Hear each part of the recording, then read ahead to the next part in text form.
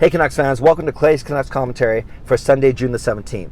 I'm Clay Emo at Canuck Clay on Twitter. I'm at Clayton Emo on Instagram. I'm a founding member of the GLCPC, the Good Looking Canucks Positivity Club, and I'm a father. Happy Father's Day to all you dads out there. Today marks the start of the best week of the year, the Clay trifecta as I like to call it. It's Father's Day, it's the first day of summer, which is my favorite season, and it's my birthday on Friday, June the 22nd, also the day of the NHL entry draft. So I think I'm hoping that the Canucks gift me with a wonderful birthday gift and a good pick at number 7.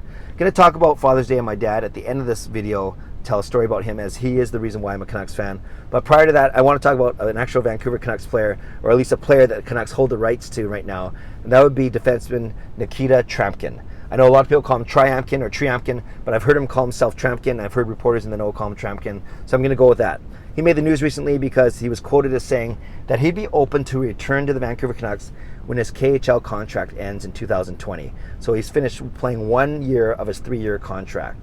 And this made the news because it got a lot of Canucks fans excited. He basically said that he watches the Canucks, he still follows their games with the 12-hour time difference in Russia. He can get up and watch a 7 o'clock game, for instance, before he goes off to do his thing, eat breakfast or practice, whatever he does out in Russia. So that got Canucks fans excited. Then it got Canucks fans excited when he said that would he be open to return to the Canucks, and he basically used the answer, why not? Now, I don't think anything was lost in translation, but you never know. But obviously that showed at least somewhat of an interest in returning the team. So I put it out on Twitter. I said, how excited would you be if Nikita Tryamkin returned to the Canucks in a couple years when his KHL contract expires? Well, we had 200 respondents, and 58% of people said they'd be very excited. Another 32% said they would be somewhat excited. So 58 plus 32, that's 90%. So the overwhelming majority would be excited with a Tryamkin return. Only 8% said not really excited, and only 2% said not at all. So 90% would be excited about a return for Nikita Tryamkin. And understandably so. He tantalized us with his play 2 years ago. He was drafted in 2014 by the Canucks. He was drafted high in the 3rd round in the mid-60s overall. And then he played 2 years in KHL and then came to play with the team, made the team coming out of training camp in the fall of 2016. He didn't play the first 10 games, but then of the last 72, he played in 66 of those, making him, of all Canucks defensemen, the 5th highest games played total for that season. Lucas Sbisa played all 82 games. Obviously, that's why the Knights wanted him, or maybe the Canucks were showcasing him. Regardless, Sbisa played all 82. Then it was Hutton and Stetcher and Edler, and then Tryamkin came 5th. Then there's Chris Tanev right behind him, and there are 3 guys below him who were either injured or were injury replacements. Goodbranson, who's injured, Larson, and Biega. So of those 9 defensemen, Tryamkin played the 5th most. When it came to ice time, he played 16 and a half minutes average for the season. He started off the season getting eased in, playing only 12 or 13 minutes a night. Then by the end of the season, he was playing 19 or 20 minutes a night. So he cites that the ice time was one of the issues, the main issue for him leaving under Willie Desjardins. But when you think about it, I don't know what else he'd expect. He was coming in as a rookie. He was coming as a 3rd pairing defenseman, and the 3rd pairing defenseman get about 16, 17 minutes a night, right? The top pairing gets 23, 24 minutes a night. The middle pairing gets about 19 or 20, and the 3rd pairing gets 16 or 17 minutes. That's why it averages out to 20 minutes a night per defenseman. The 3rd pairing gets the least amount of minutes, and he was part of the 3rd pairing. He wasn't going to unseat Edler or Tanev, Stetcher, Hutton, or Sbisa. So at that point, that made sense, 16 and a half, 17 minutes, but apparently it wasn't enough for Tryamkin, and that was the main reason why he left the team. He shocked the team, he shocked the Canucks fans by leaving in April 2017 after the season to go back to Russia, signed a 3-year contract, and like I said, he's played one of those 3 years. The other factor that he cited was how tough it was for him to transition, and I get this, and I think it was his girlfriend or fiancée at the time also. She was having trouble transitioning, and as a 22-year-old at the time, I get it. I'm a mama's boy. I lived at home until I got married when I was 25, so I can't even picture what it's like to go to a new place, let alone a new country, to work with 20 guys that you don't know, and a dozen coaches or half dozen coaches or so. And obviously Canucks coaches and players tried their best to accommodate him, to make him feel better, to help with the transition. Nikolai Goldobin at the time wasn't part of the main roster, so that would have been the one guy you think that would help a little bit, being a fellow Russian, but he was up and down from Utica all season. So I guess Tryamkin didn't really have anyone he could lean in on or really connect with. At least that's what he says. So I think that goes a little bit with his young age, though, and immaturity. and maybe when he comes back after 2 years, that he'll be much more confident and to come back and to make friends and to feel part of the team. Let's talk about him on the ice. In the KHL this season, as a big truck goes by me, I don't know if you can hear that. In the KHL this season, he had a monster year. He had 25 points in 51 games. So basically a point every 2 games. Contrast that in the 66 games with the Canucks, he only had 9 points, 2 goals and 7 assists. So he went from 9 points in 66 games to 25 points in 51 games. You know, half a point a game on average. I know it's KHL is different than NHL, but still, it must have been good for him to get that confidence in and get those points. He had 109 penalty minutes, making him the most penalized player in the KHL. He made the KHL All-Star team, and he played for Russia in the World Championships. All really, really good accolades. All things that, you know, will obviously make him make Tryamkin a better player, and showing that he is a better player.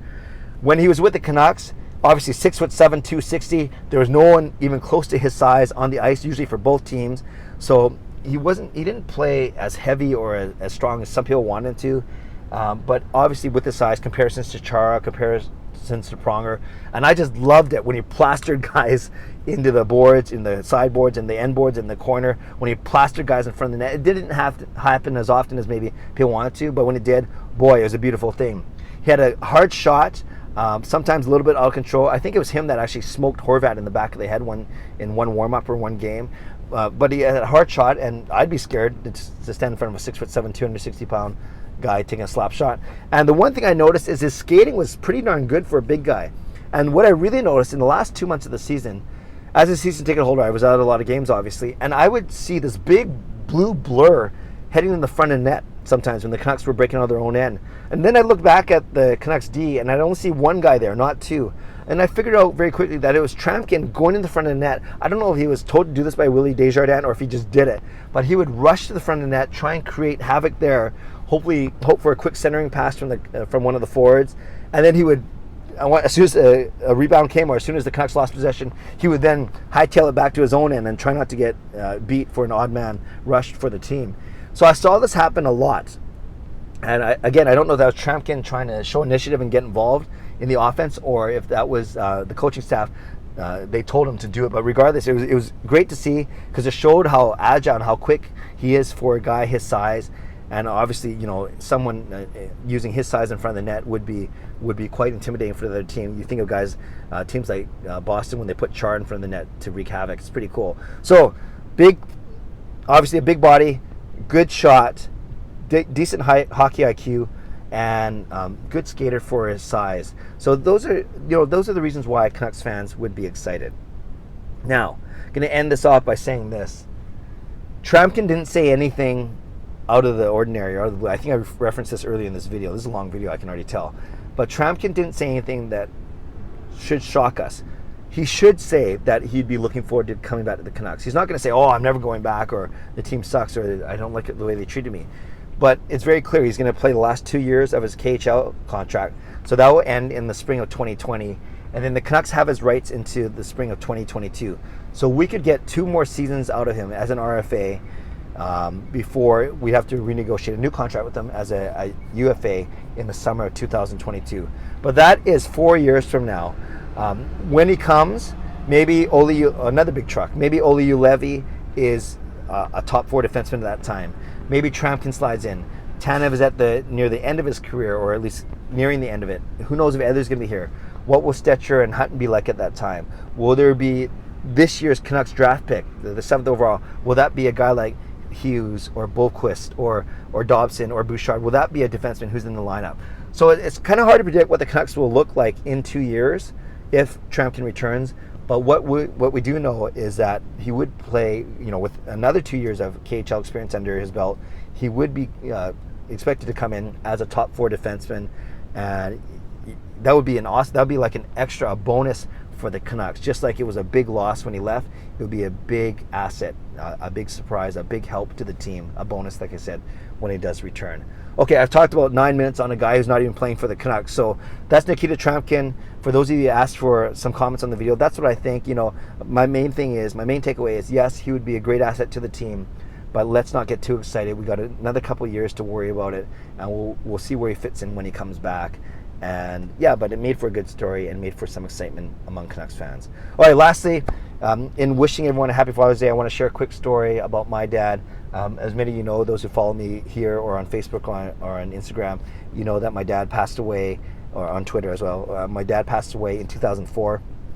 He was actually passed away playing golf, so doing something that he loved, thank God. But he passed away at Burnaby North, Burnaby Mountain, Burnaby North Golf Club on the 17th hole. He was walking down the fairway after taking his shot, going to probably go to make his second shot, and he unfortunately collapsed on the golf course. Thank God his best friend was there to try to revive him, but it didn't work. And a very sad day, obviously, for me, for my brother, and especially for my mother, Joyce.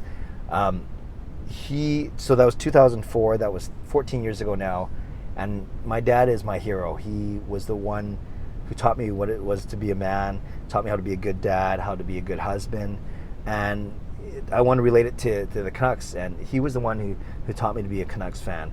I remember growing up listening to Jim Robson, listening to Tom Larscheid on CKNW, and back then all the games weren't televised, as you know, so we would lie down on my dad's bed, him, me, and my brother. I don't know what my mom was doing, but the three of us would lie down. We would listen to the game from whistle to whistle for 3 hours, and just hanging out, talking about the Canucks, listening to Robson and Larscheid, and soaking the atmosphere and the sounds and the ambiance that was coming through the radio at the time from Pacific Coliseum or any of the away games. And it was my dad who played street hockey with us every day. He was the coolest dad, you know, in the neighborhood. In fact, my friends would come over, knock on the door. I would open the door. I'd say, "Hey, buddy, how you doing?" And they'd say, "Hi, Clay. Is your dad able to play with us?" They were asking my dad to play, even though I was standing right in front of them. Of course, Jason and I would go out and play too. So, you know, so many good things about my dad. His sense of humor, his compassion, his outgoingness. I get a lot of my qualities, hopefully my good qualities, from him. And obviously I miss him very much 14 years later. So happy Father's Day, Dad. I love you. I miss you. You'll always be my hero. Keep praying for us. Keep looking down on us from heaven. And when it comes to Canucks, thank you for helping me become a Canucks fan. And I miss you and I love you. So thank you. This isn't a downer. I'm so happy. It's Father's Day. I'm in a good mood. It's a beautiful day as another truck passes me. So thanks, Canucks fans, for watching this. Thank you for letting me share a little bit about my family with you, and I appreciate all your support. Subscribe to this channel if you haven't done so already. Give this video a like if you like what I'm doing, and most importantly, leave a comment below whether a Father's Day memory of your own dad when it comes to hockey, or as I talked about for the majority of this video, Nikita Tryamkin. Are you excited? Are you not excited? And really, should we not really get too ahead of ourselves, given that he's got 2 years left on his contract still in the KHL. Okay, enough rambling. Have a great day. God bless, and go Canucks go.